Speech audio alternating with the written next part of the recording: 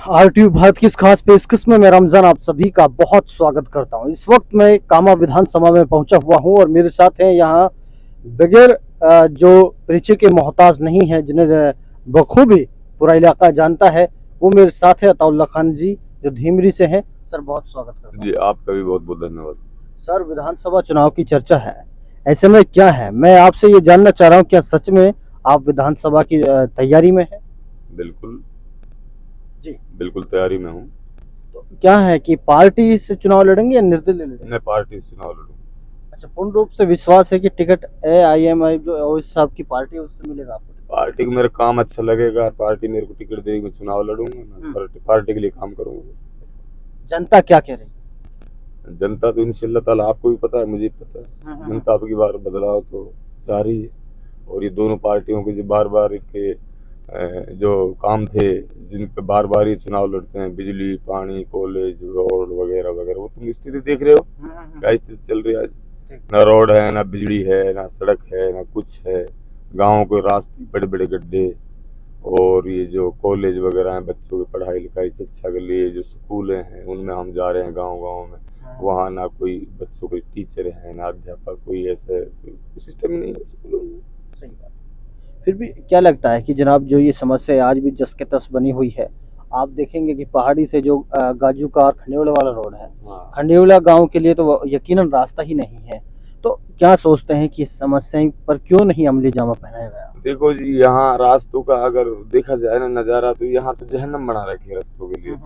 यहाँ ओवरलोडिंग वाहन इतने ज्यादा है कि रास्ते, पहली बात तो काम ही नहीं होते रास्तों पर, काम होता है तो ओवरलोडिंग जो वाहन चलते हैं वो तोड़ देते हैं। अब कल भी तिलकपुरी गांव में 2 लोगों को एक ओवरलोडिंग वाहन ने मार डाला है। कोई 12 टेरी गाड़ी है, 14 टेरी गाड़ी तेज चलाते हैं, गिरफ्तार। अब अपन कैसे कर पाए, क्या कर पाए।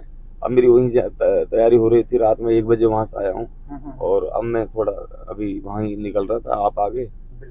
तो ये है मामला ही, तो दिन प्रतिदिन कुछ ना कुछ देखने को मिल रहा है। सही बात। और नेताओं के पास कुछ बचा नहीं है। पहले जमाने में एक टाइम था, कुछ समय पे नहीं पहुंचता था, टायर पंचर हो गया। अब टायर पंचर का तो बहाना ही खत्म, ट्यूबलेस टायर है। चाहे कील बबर जाओ टायर में, चाहे कितने भी कांटे बबर जाओ, टायर हवा नहीं निकालता, वो अपन ठिकाने पहुंचा देता है। अब इनके पास तो यही बहाने हैं कि एजुकेशन, बिजली, पानी, वो होना कुछ नहीं है, बार बार इसी पे रिपीट करना, इसी पे रिपीट करना। ये रिपीट करना हम बंद करा देंगे इनका बगी बार, अगर हमारे लिए अल्लाह पाक ने, ऊपर वाले ने मौका दिया, जनता का हमारे साथ सहयोग जैसा बना हुआ है इसी तरीके से बना रहा, तो दोबारा ये मौका तो हम आने ही नहीं देंगे इस चीज पे, कोई मुद्दे पे चुनाव लड़े। फिर नया मुद्दा ढूंढो, अगर हमारे लिए समय मिला तो। ये सारी जो ये गंद फफूंद है, इसको सबको निकाल देंगे हम अब की बार में। ये मत सोचें कि सरकार हमारी बने ही नहीं बने। ओवैसी साहब हैदराबाद से निजी बजट से भी विधानसभा को चलाने का काम करता है। वो ये कहता है कि मायूस होने की जरूरत नहीं है। और फिर यहाँ के लोग कहते हैं यार 1 बन जाएगा, 2 बढ़ जाएंगे, क्या फर्क पड़ेगा। ये मैसेज भी ले जाओ आप। जंगल में शेर कम रहते हैं, शिकार ज्यादा रहती है, ये समझने की कोशिश करना आप। तो शेर जब ज्यादा रहते हैं, कम रहते हैं, शिकार ज्यादा होती है ना, तो विधानसभा में यही मामला होगा। विधानसभा में हम जब बैठेंगे 2, 4, 5, तो हम अपने नंबर पर, अपने टेबल पर हाथ तो मारेंगे कि ये गलत है, ये सही है।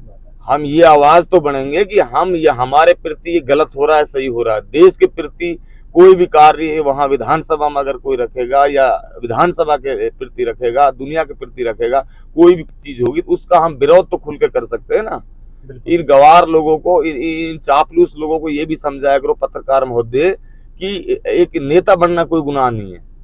अगर एक नेता इस समाज से निकलता है, दलितों में से निकलता है, मोमडनों में से निकलता है, 36 बिरादरी से निकलता है, तो वो कौन से गुनाह की बात है, ये बता दो मेरे को। क्या हम मजलिस पब में जुड़ करके, AIMIM में जुड़ करके क्या न्यायिक बात नहीं कर सकते? क्या विधानसभा में बैठ करके हम गलत को गलत, सही को सही नहीं ठहरा सकते? तो ये सब चीजें हैं। ये लोग कहते हैं 2 आ जाएंगे, 4 आ जाएंगे, क्या हो जाएगा। क्या सीएम को जानते हैं कि ये लोग, जो चंद लोग चाय के भोबले फोड़ते हैं होटलों में बैठ करके, जो लोग अखबार पे बड़ा ध्यान धरते हैं वहां जाकर के, जो लोग इन नेताओं की चापलूसी करने के लिए इनको नींद नहीं आती है, ऐसे चंद लोग हैं। गांव में 1-1, 2-2 लोग हैं, 3-3 लोग, और उनके नौजवान तबके जो है ना गांव में, वो इनकी मान नहीं रहे। अब वो हमारे लिए इंशाअल्लाह ताला तन मन धन से तैयार हैं साथ लगने के लिए और काम करने के लिए। बुजुर्ग हमारे लिए दुआ कर रहे हैं, मस्जिद मदरसाओं वाले हमारे लिए दुआ कर रहे हैं। तो ये सब चीजें हैं। जब लोग जाते हैं, जब किसी की शादी होती है, या तो मंदिर में जाते हैं फेरा पड़वाने के लिए, या मस्जिद में निकाह करवाने के लिए जाता है, मुसलमान जाता है। जब निकाह होता है तो इमाम साहब को अहम चीज माना जाता है, और जब तल्लाकनामा हो जाता है तो इमाम साहब से या पढ़े लिखे आलिमों से मशवरा लिया जाता है। लेकिन जब राजनीति होती है तो इन पढ़े लिखे लोगों को पूछते नहीं है लोग। आप जाइए ना चारों तरफ, आप पढ़े लिखे आदमी से पूछिए ना, किसकी वोट देनी चाहिए, किसको नुमाइंदा चुनना चाहिए, कैसा लड़का तुम्हारे बीच में होना चाहिए। तुम्हारी हक और सच की आवाज के लिए जो खड़ा हो जाए उसको चुनो, उसको बनाओ, और जो जिसका तुम्हें भरोसा हो उसको बनाओ। ये सब चीजें तो फालतू की बातें हैं। ये कहाँ का पैराशूट आ गया, ये वहां का पैराशूट आ गया, ये बाहरी लोग आ रहे हैं जा रहे हैं, कोई कुछ हो रहा है कहीं कुछ हो रहा है, ये सब बेबुनियाद बातें हैं, बकवास की बातें। वो हमारे बीच में टाइम नहीं दे सकते। हमारे आपसी कामों में हमारा आपसी नेता टाइम देगा, हम आप सब मिलकर टाइम देंगे, तभी हमारा कोई कुछ हल निकल पाएगा। वरना बाहरी लोगों पर कब तक इंतजार बैठ रहे होगा आप लोग। थाने में, तहसील में, अधिकारियों से, कर्मचारियों से, बिजली घर में कौन जाएगा रात को तुम्हारे पास, कौन फोन करेगा तुम्हारे लिए, बाहरी आदमी क्या प्रभाव होगा यहाँ पर। तो ये सब चीजें हैं। आपके क्या मुद्दे हैं जिनको साथ लेकर चल रहे हैं, और जनता का कैसा रुझान है? मुद्दा ये, हाँ, जब देश आजाद ही हो, जब मैंने फिर बता दिया आपके लिए, 5-7 मुद्दान पे चुनाव लड़ता है ये आदमी, और वो मुद्दा इनसे पूरा ही ना हुआ। ये तो हर विधानसभा चुनाव में उन्हीं मुद्दों को रखता है, बस उनको ही रखते हैं। वो होगा पुराना, हम पे वो झिल ना रहा वो मुद्दा इनका। इसलिए हम यहाँ से एक बार बदलाव चाह रहा, हम ही बदलेंगे मामला। बिल्कुल बदलने के बाद दोबारा उन मुद्दान बात तो होगी ना, क्योंकि वह मामला हम निपटा देंगे बिल्कुल। जिन मुद्दान की जो प्रॉब्लम जहाँ यहाँ है, हमारा बस स्टैंड है पहाड़ी के जैसे, पहाड़ी के बस स्टैंड का उद्घाटन तो हो गया, बस स्टैंड तय हो गया यहाँ है, आज तक बसें नहीं रुकती, आज तक वहाँ पे कोई मामला सुचारू नहीं। बताओ क्या करें, जब से देश आजाद हुआ है, बताओ क्या करें, कहीं जगह ही नहीं है, कोई बात ही नहीं। पहाड़ी के रोड है, अंदर से जाते हैं गुजर के, दिन भर जाम लगा रहता है। बाईपास का कोई मामला ही नहीं, या तो बाईपास बनता है या फिर ये बड़ा होता थोड़ा काम जब चलता, वहां तो स्थिति खराब हो जाती है। हमारे स्कूलों में बच्चे जो पढ़ रहे हैं, खूब शौक करते हैं लोग, जितने भी IAS IPS पहले निकले थे वो सब सरकारी स्कूलों में से निकले। कहीं प्राइवेट में लाख 2-2 लाख की फीस भर के बच्चे नहीं पढ़े थे। वो जो आज IAS IPS बैठे हैं, बड़े बड़े अधिकारी बैठे हैं, वो सब सरकारी स्कूलों से निकले हुए आदमी। तो मेरा कहना ये है कि सरकारी स्कूलों में जब इतनी तरक्की हो जाएगी, हमारे अच्छे टीचर समय देंगे, सारी चीजें होगी, जब इनमें तरक्की होगी, सारी बातें होगी, फैसिलिटीजें होंगी, तो मेरे हिसाब से तो सरकारी स्कूलों के में बच्चे गरीब का भी जाएगा, अमीर का भी जाएगा, और सबके लिए जब बराबर वहां मिलेगा सिस्टम, तो बच्चे निकल के बाहर जाएंगे। अब ये प्राइवेट स्कूलों का शौक पड़ेगा अमीर लोगों को, गरीब लोग पढ़ाई नहीं पाते हैं, सरकारी स्कूल में टीचर है ही नहीं, वैसे काम चल पाएगा।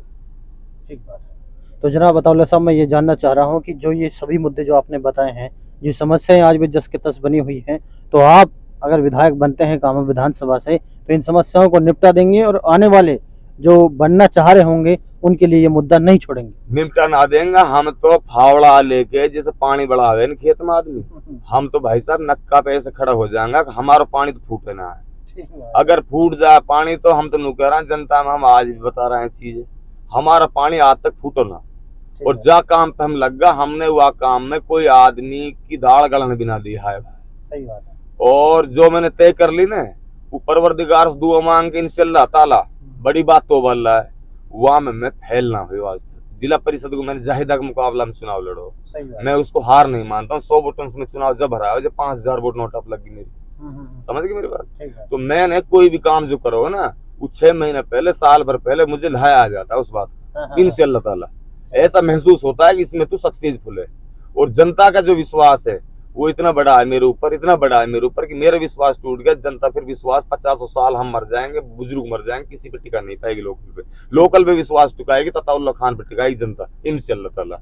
ये मुझे भी भरोसा है, क्योंकि मेरा तन मन धन से, जी जान से, हकीकत से मेरा दिल भर रखा है मेरे लोगों ने। जहां मैं जाता हूँ वहां मुझे बड़े तौर पर सम्मान मिलता है, और तन मन धन से तैयार रहते हैं मेरे साथ में, क्योंकि आवाज बता देती है जनता की, ये फीकी आवाज है, मीठी आवाज है। सही बात, इंशाल्लाह ताला। कामा विधानसभा की जनता देख रही है, क्या मैसेज है आखिर में आपका?